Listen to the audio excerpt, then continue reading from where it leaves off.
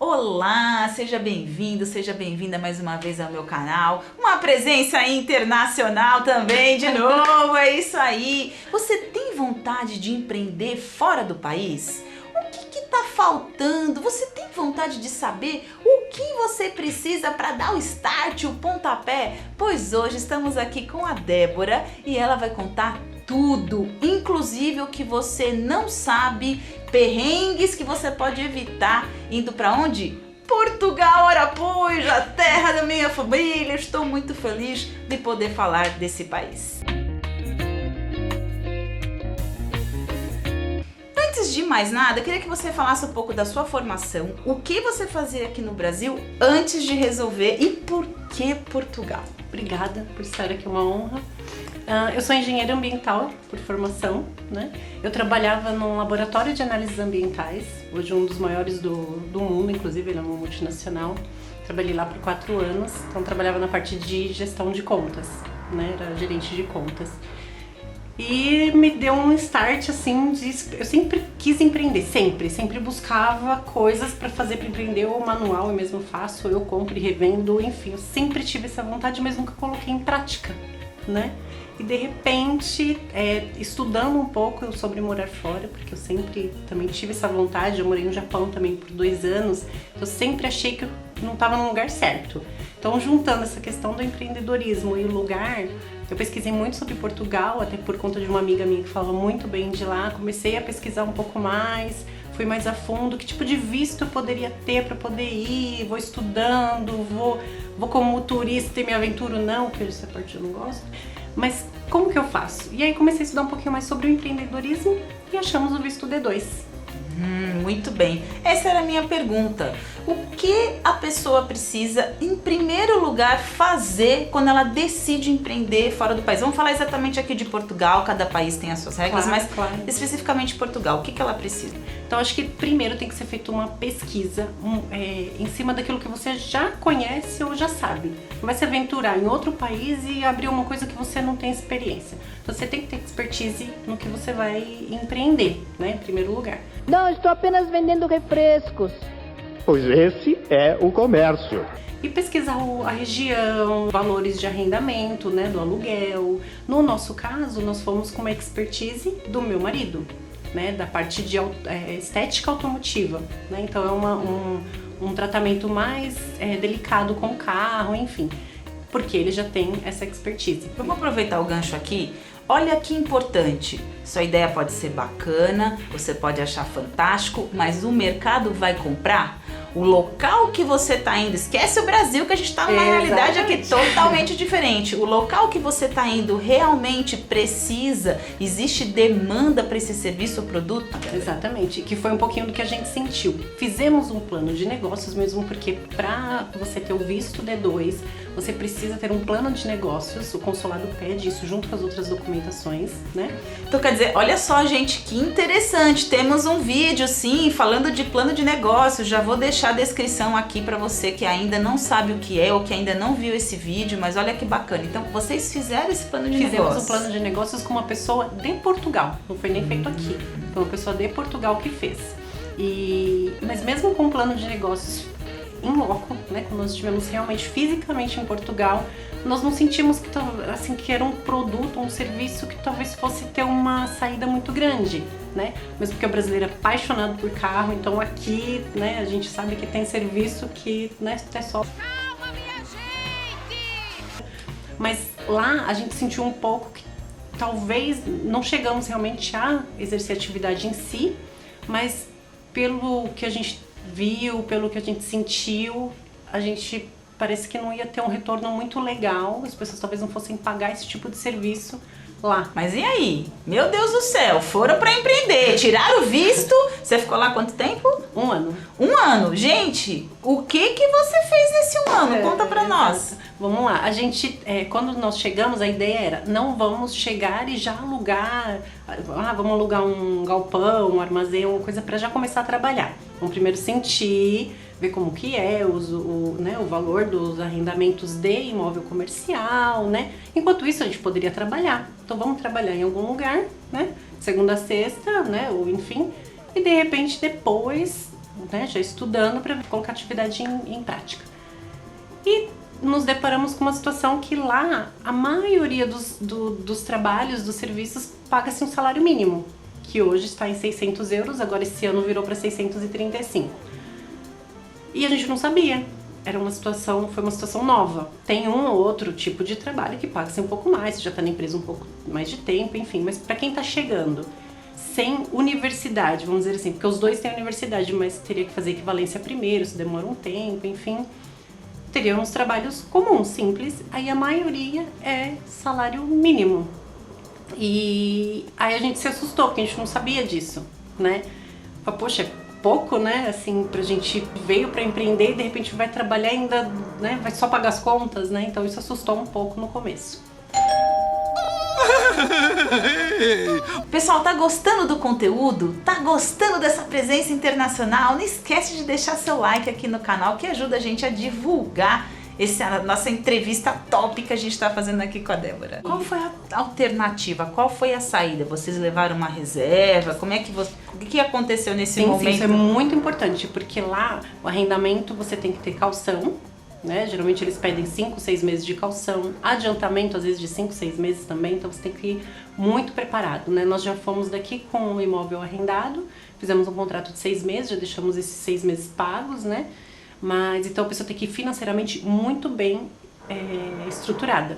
Então nós fizemos um planejamento, ficamos 2 anos nos planejando, 2 anos fazendo nossa reserva financeira, então a gente ficou tranquilo, vamos dizer assim, no sentido de não estamos devendo para ninguém, estamos tranquilos, podemos ficar mais de 1 ano aqui se nada acontecer. E quanto custa um aluguel? Que casa, assim, fala um pouquinho, o tamanho da casa que vocês alugaram, foi apartamento? Fiquei sabendo que era em frente a um castelo, gente, presta atenção, a pessoa vai morar fora e vai morar na frente de um castelo. Quintal, era o meu castelo, eu morava no quintal do castelo, era caseira do castelo.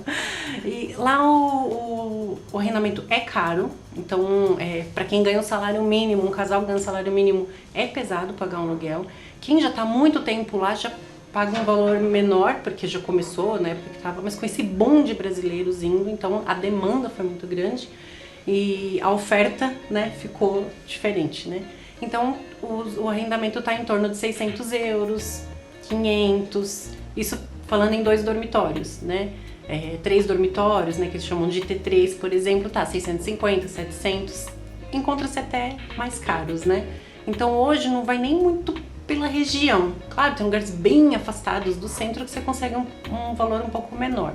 Mas essa é a faixa de preço. Claro que é o que eu falo, vai da experiência de cada um, né? Talvez tenham pessoas que já falam, não, mas onde eu moro, na minha região, tá em torno de 400, né?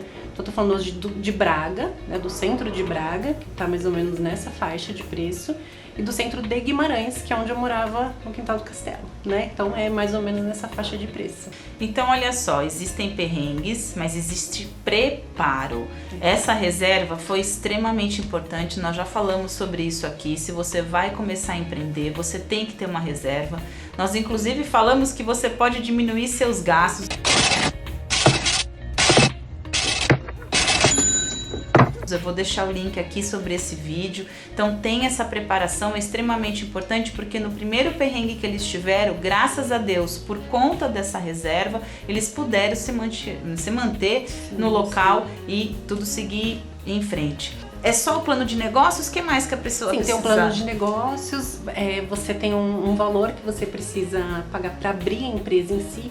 A empresa é aberta em Portugal. Então você paga uma assessoria para abrir para você via procuração, tem que abrir empresa, tem que abrir conta no banco, uma conta jurídica, uma conta bancária, mas em nome da empresa.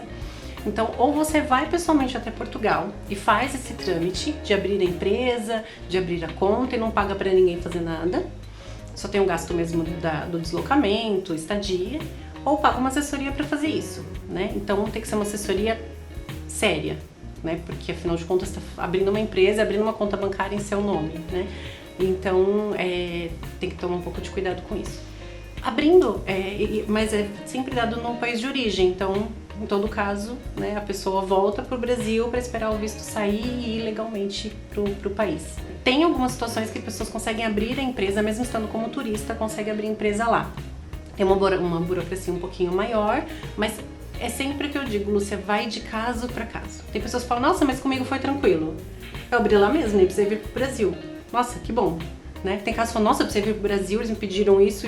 Não, pra mim não pediram. Tem toda uma lista no próprio site do consulado, no site do CEF, que é o Serviço de Estrangeiro e Fronteiras, tem tudo lá já específico, né? A parte de documentação.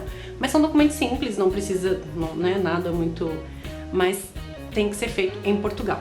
Ou você ou a assessoria tem que fazer pra você. Você fez com assessoria ou você fez sozinha? Fiz com assessoria. E quanto você gastou pra essa assessoria te ajudar, além dessa taxa de abrir? Além de todas as taxas, 1.500 euros. Tá. Foi o valor dessa assessoria. E a taxa pra abrir a empresa, quanto seria? 360 euros. Tá. Aí tem uma taxinha outra pequenininha, mas aí acho que no geral não passa de 500 euros. Tá. Tudo isso. Mais a parte da assessoria. De 1.500 euros.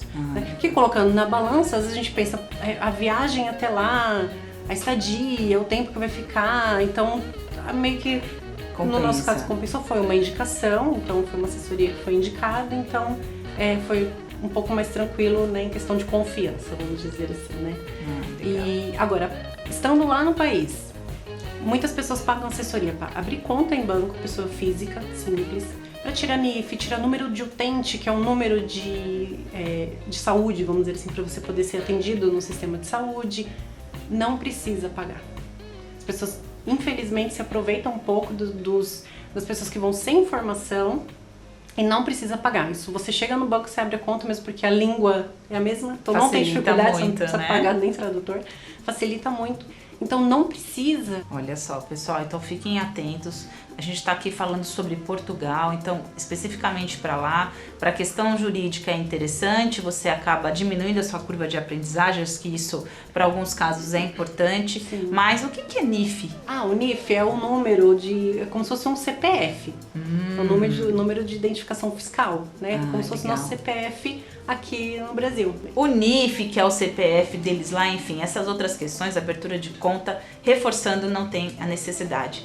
Agora, uma curiosidade, Débora, falar inglês em Portugal é importante? É importante. A gente às vezes pensa, lá só fala português, é pra lá que eu vou que é mais fácil. Realmente é mais fácil. Mas para trabalho, mesmo os mais simples, hotel, restaurante, eles pedem o inglês, principalmente no sul. Portugal é muito turístico, muito. E o francês e o inglês é muito importante lá. Claro que para nós brasileiros começamos com o inglês, né? Mas é muito importante, muito. You talk about everything, eles understand. E eu empreendi nisso. Então, durante esse tempo que eu estive lá, também fiz a divulgação do curso de inglês online que eu tenho. Ou seja, o empreendedorismo está na veia da Débora, então não foi com o segmento do marido dela, ainda foi com essa escola de inglês. A gente vai deixar o link aqui, ela está fazendo a expansão aí da marca, se você quiser saber mais e poder trabalhar de qualquer lugar do mundo aí com essa franquia. E Débora, qual é o outro serviço ou qual é o detalhe importante para ter empresa lá que talvez a gente não tenha falado até agora? Então é importante ter um contador, que lá chama contabilista. É obrigatório ter uma pessoa nomeada lá como contabilista da empresa, né? Em média eles cobram 100 euros, se é uma empresa simples, que vai depender muito também do tipo de trabalho que o contabilista vai ter com aquela empresa. Mas no geral é 100 euros que eles cobram mais o IVA. O IVA é um imposto que é cobrado lá sobre o valor agregado e mais esse IVA. Então dá em média 123, 125 euros de contabilista. Tem que ter essa conta bancária que eu falei que tem que ser aberta lá com o nome da pessoa jurídica, né, o nome da empresa, tem que ter no mínimo 5.000 euros, independente da atividade. Né? Claro que vai ter que ter uma coerência de acordo com o plano de negócio. Falando, nossa, só 5.000 euros, você acha que você vai fazer esse tipo de empresa? Não dá. Então, no mínimo 5.000 euros na empresa, na conta bancária de Portugal, nessa conta. Por isso que a gente fala que tem que ser uma assessoria de confiança, mesmo porque se foi ela que abriu a conta, ela tem acesso, mas esse dinheiro para o consulado liberar esse visto tem que estar na conta bancária de Portugal. Se a pessoa tem algum receio, o que você pode falar para que ela tome coragem e realmente vá? Ou algum cuidado, algum alerta, além de outros que você colocou aqui, que ela precisa ter para ir para Portugal? E com um foco. Porque ir pensando que vai estudar, mas depois quer mudar para fazer tal coisa, indo com foco é mais fácil. Mesmo que mude depois, primeiro tem que ter um foco. Porque você já está chegando num país que muitas vezes a pessoa não conhece, porque ir pra passear e pra morar é muito diferente. É muito diferente, porque passeio é uma coisa e morar é outra. Então eu acho que inicialmente é planejamento e tenha coragem de ir, porque passa às vezes muitos anos, a pessoa fala, se eu tivesse ido, será que teria sido legal? Será que teria dado certo? Então assim, se planeje, vá, né? A língua ajuda muito, mas financeiramente tem que estar muito bem preparado e saber que lá é menores salários mínimos da Europa. Quem empreende é uma outra situação, né? Porque vai depender mesmo do que você vende, do que você faz, se você vai ter bastante clientes, como que vai ser sua divulgação, né? Tem muita coisa muito parecida, sabe? Eles divulgam muito parecido com a gente, tem muitos meios de divulgação, mas eu acho que tem que ter essa coragem mesmo de fazer para depois não se arrepender de não ter feito. E se não der certo, volta. Não quer dizer que não deu certo, alguma coisa sempre vai aprender. Né? Volta, porque o Brasil tá aqui, já sabe como funciona e continua a vida. Mas eu acho que tem que ter essa coragem de ir com a cabeça fria no lugar e tentar, assim, pra quem tem essa vontade. Resumindo, tá com medo? Vai com medo mesmo! Porque dessa vida a gente leva o quê? As experiências que a gente tem. E uma curiosidade, existem outros vistos? Além desse que você comentou? Além do estudante também tem o visto D7, que é o visto de investidores. Investidores não como empreendedorismo, né? De renda, vamos dizer assim.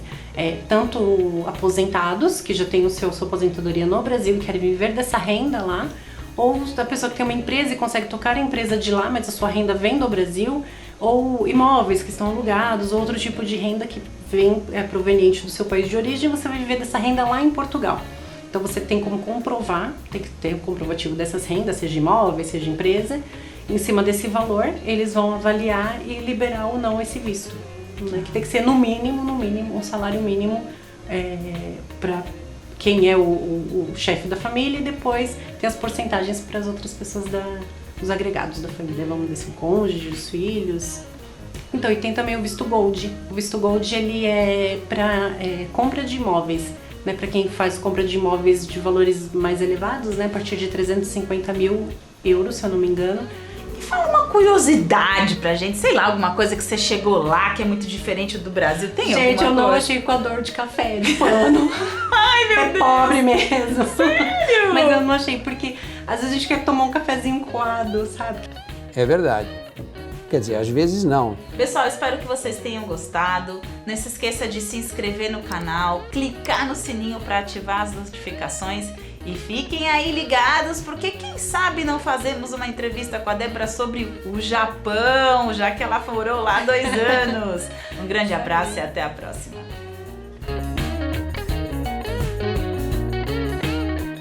Pessoal, esse vídeo foi patrocinado pelo Barulho do Vizinho em Reforma. Pois é, não tem como a gente controlar algumas coisas, mas aqui nesse canal é a vida como ela é.